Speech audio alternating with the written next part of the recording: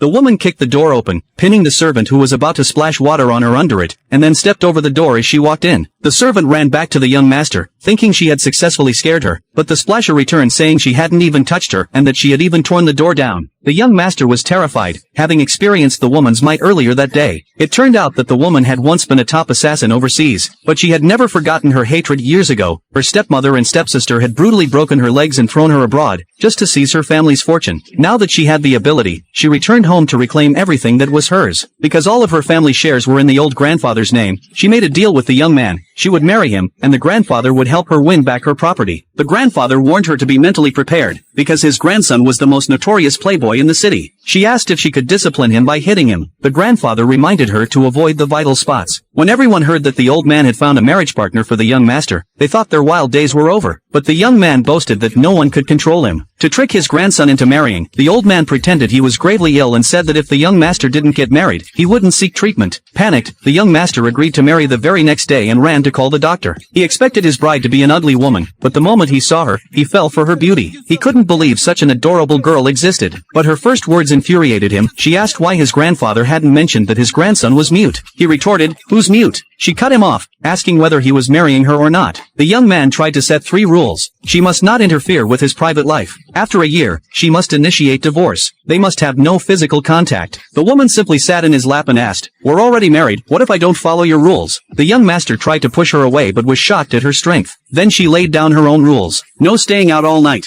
No smoking in front of her. No other women, or she'd crush him like an action figure. After the wedding, she went back to her family home only to find her stepmother and stepsister enjoying everything that should have been hers. The stepmother insulted her outfit, saying she dressed like her dead mother. Remembering the injustices she'd suffered, the woman's rage boiled over. She picked up a golf club and, just like her stepsister once did to her, broke the girl's legs. She vowed to take back her mother's company and left. When she returned to the young master's home with her luggage, he refused to let the servants open the door and even ordered them to teach her a lesson. A servant waited at the door with water, but underestimated her. She kicked the door open, spilling the water back onto the servant and pinning them with the door. She remarked that it was just opening a door, why so slow? He mocked her, saying she'd gotten a marriage certificate and now really thought she was the lady of the house, insisting he was the one in charge. She told him he wasn't in charge of this house yet, which made him so angry he stormed out, declaring he wouldn't be back that night. By midnight, when he still hadn't returned, she ordered the servants to call him. Everyone started dialing, but he told them not to disturb his drinking and hung up. She smirked coldly, pulled out a 3-meter machete, and the grandfather quickly got up. He didn't want to miss the show. To save face, the young master boasted in front of his friends that if she dared come looking for him, he'd whip her into a spinning top.